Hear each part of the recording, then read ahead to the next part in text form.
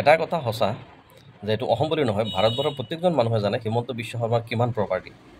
তেখেতে যেতিয়া ইলেকশ্যনৰ সময়ত তেখেতৰ নিজৰ হেৰি দিছিলে, নমিনেশ্যন দিছিলে, নমিনেশ্যনতেই তেখেতৰ চব ৰেকৰ্ড আছে। তেখেতে এইটো লিগেলি ৰেকৰ্ড। তেখেতে কিমান কোটি টকাৰ সম্পত্তিৰ মালিক, তেখেতে এইটো অলৰেডি হেৰি কৰা আছে। ইণ্ডিয়ান গভৰ্ণমেণ্ট বা আছাম গভৰ্ণমেণ্টৰ তাত নমিনেশ্যন দিয়াৰ সময়ত চব দাখিল কৰা আছে, কিমান কোটি টকাৰ প্ৰপাৰ্টিৰ মালিক তেখেতে। কিন্তু তেখেতে কি ক'লে, মোৰ সম্পত্তিয়ে নাই। বাইদেউটো কাম কৰি খায় ন, চুৰ কৰিতো নাখায়, কিন্তু মোৰ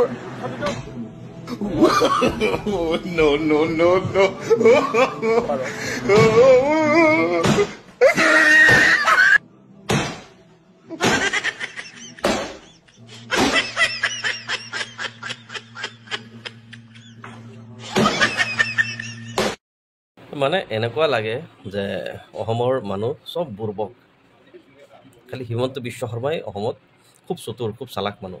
মানে তেখেতে এনেকুৱা ভাবে অসমৰ ৰাইজক।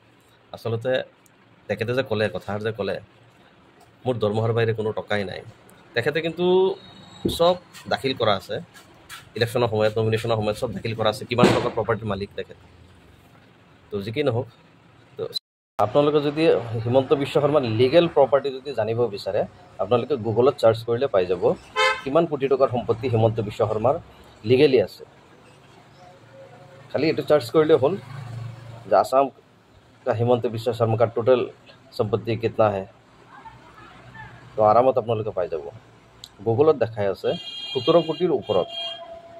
এইটো হ'ল মানে এইটো বৈধ সম্পত্তি। তাৰপিছত কি আছে কি নাই সেইটো অসমৰ ৰাইজে জানে।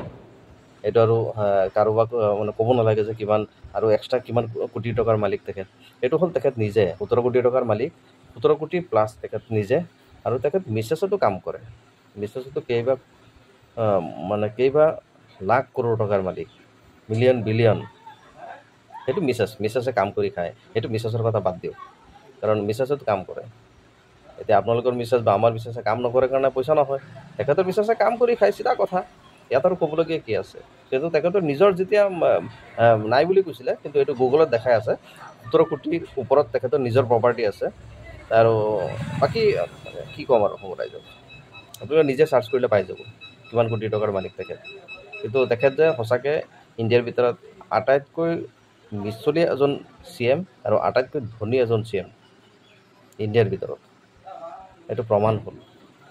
অসমৰ ৰাইজে এইটো প্ৰমাণ পালে যে ইণ্ডিয়াৰ ভিতৰত আটাইতকৈ ধনী CM তেখেত, আৰু ইণ্ডিয়াৰ ভিতৰত আটাইতকৈ মিছলীয়া CM এখেত হিমন্ত বিশ্ব শৰ্মা।